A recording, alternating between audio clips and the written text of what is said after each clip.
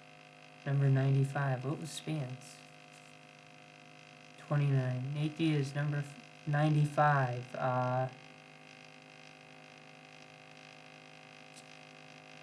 Yeah, this one is just a, oh, I gotta hold it up. Sorry, my bad. Here, wait.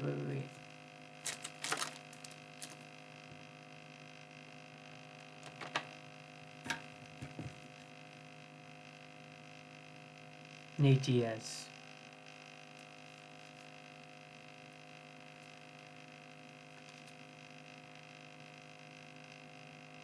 I got a Prestige 2021 Israel Adesanya, number 71.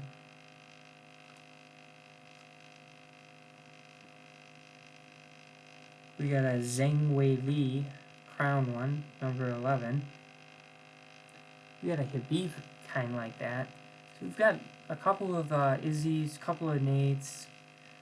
This is the first Span and Wei Li I've gotten.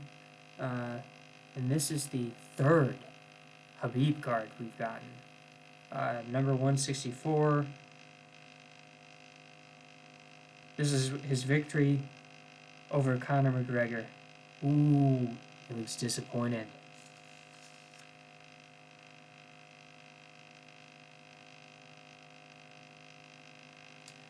Nice. One more.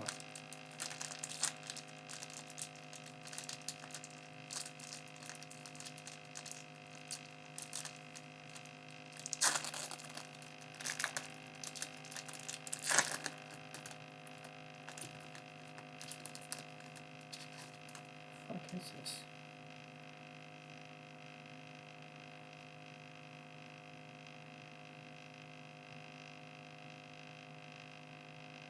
This one is a Luminous Izzy Adesanya, number 60.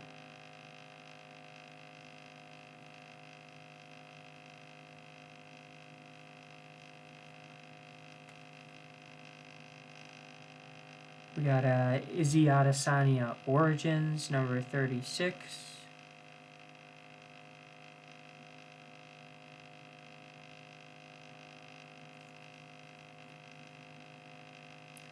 We got the number 2 Habib season ticket. I don't know what this is, but it's a number 2. Pretty cool.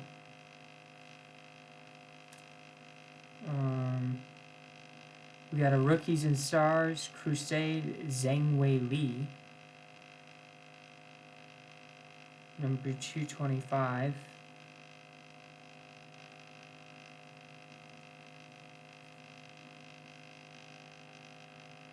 Yeah, another fucking Habib. Another Habib. So we're like, we got a lot of Habibs, we got a lot of Izzy Adesanyas, we got a couple of Wei Lees today.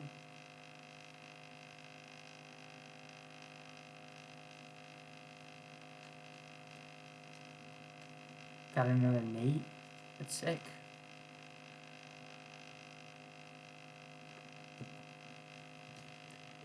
Alright. It doesn't look like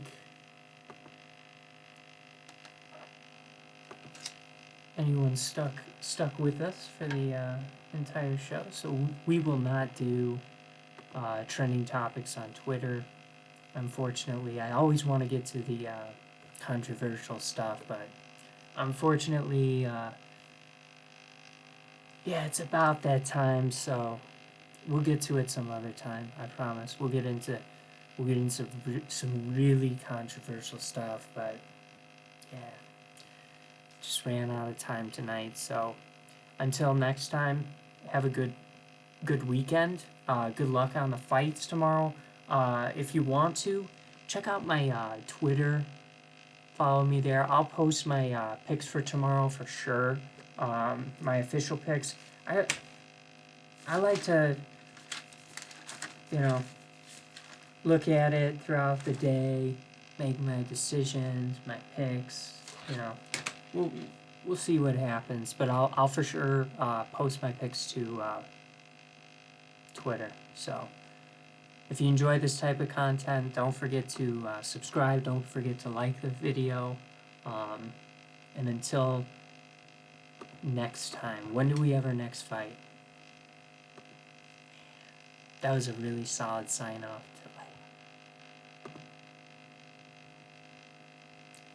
I messed it up. When's the next fight? There might be a little bit of a break, so I guess, you know, maybe the next show will be like for February, you know, let's see, upcoming UFC events.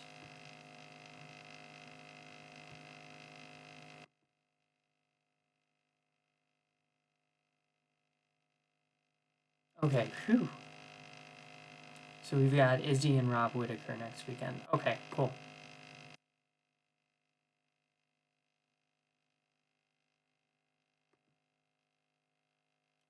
Damn, we got a busy... Oh my gosh, we got a...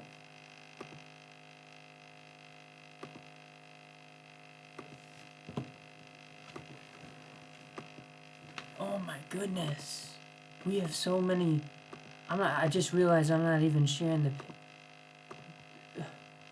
This is April 23rd. It's just like non-stop, guys.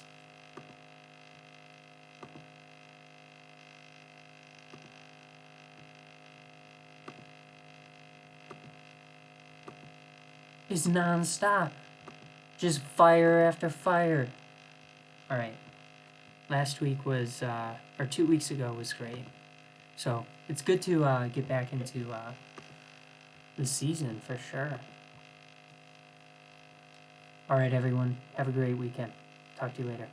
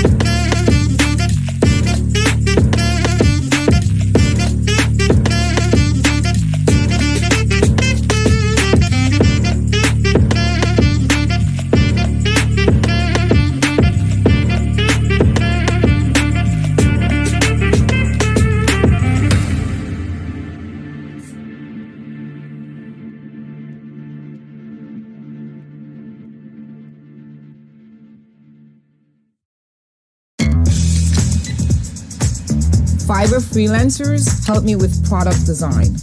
Just always simple and easy. I log on, I tell them what I need, and I get it delivered. Your turn. Get started on Fiverr today.